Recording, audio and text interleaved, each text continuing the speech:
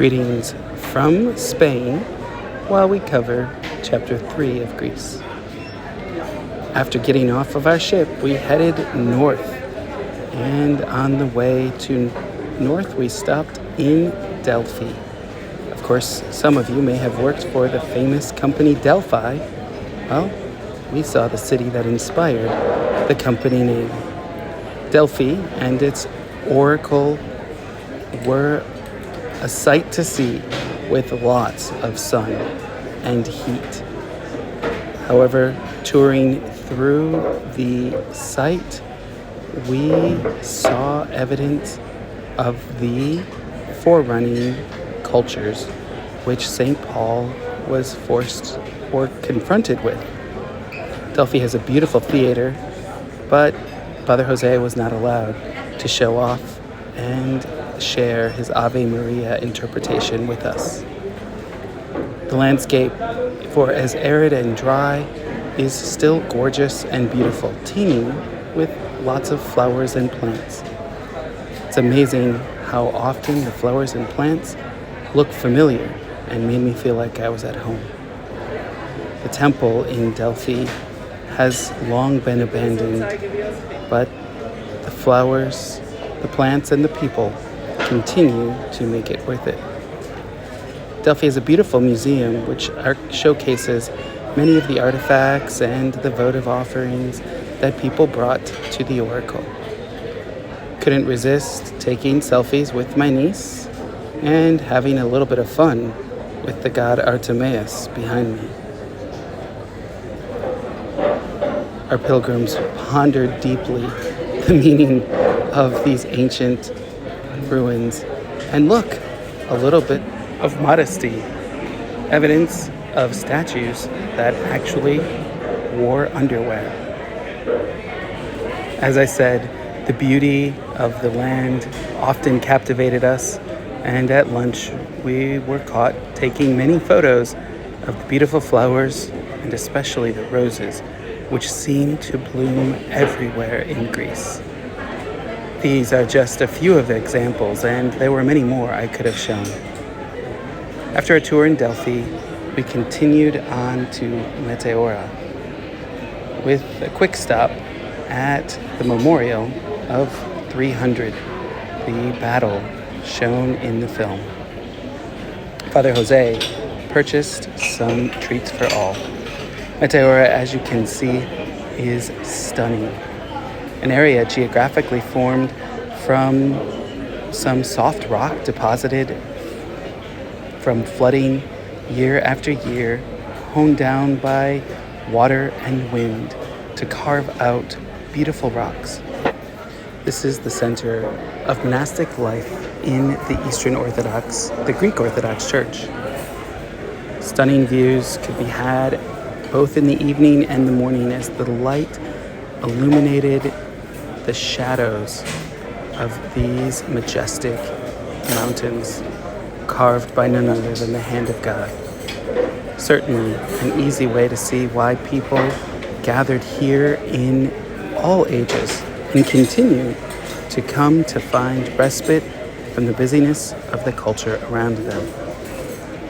These stunning views are incredible, matched only by the perseverance and the holiness of the monks and nuns who gather there.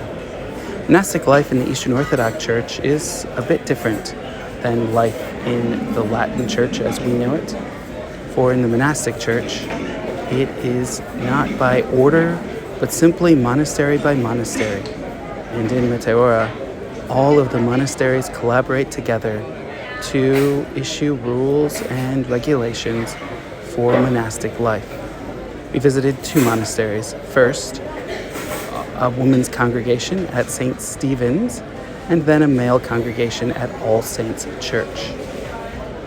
As you can see, the chapels and the grounds are beautifully decorated with stunning iconography. A feature to come later is sharing the icon I purchased myself of the Blessed Virgin Mary and of course her son Jesus.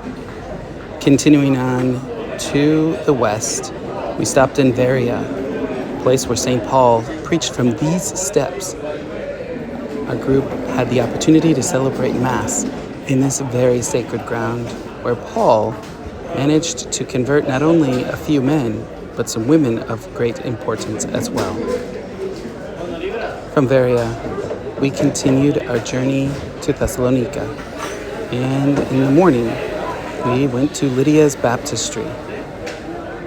This baptistry of the Orthodox tradition is covered with frescoes that cover the life of Christ and of Paul.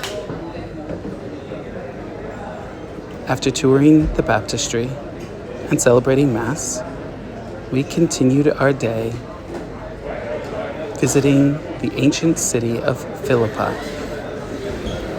Of course, no visit to a baptistry location is complete without dipping your feet in the cold water of the stream running by. The ancient city of Philippi has much to offer, for there, Paul first got himself into trouble, having cast out a demon from a slave girl, freeing her from the burden of the spirit of being able to foretell oracles.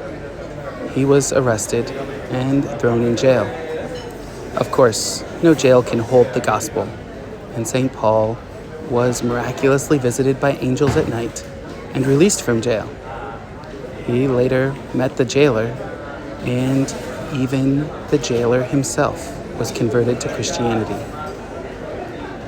As we concluded our walk in the footsteps of St. Paul in the ancient city of Philippi, we then prepared for lunch. Lunch on the seacoast, nourished and fortified by both what we had seen and heard. We returned from the seacoast to our hotel to enjoy one last relaxed evening in Thessalonica. From Thessalonica, the next day, we drove first to a city tour, taking in the views and advantages of the sights and sounds of a modern-day city. Huge in comparison to many of our towns and villages across the Diocese of Saginaw. In Thessalonica, we visited the principal churches of Hagia Sophia and celebrated Mass in the Catholic Church of the Immaculate Conception. We were blessed with the opportunity as well to visit the monastery at the site of the House of Jason. Jason is a companion of Paul who housed St. Paul and was later pointed out as a collaborator with the Christians. Having taken in the best of what Thessalonica has to offer, we were captivated once again by a few views of the seacoast and then headed off for a long bus ride back to Athens. While in Athens, to fulfill a promise to a friend, I hit a rock decorated by her daughters at the fountains and even got an early start to the 4th of July. Until next time, God bless.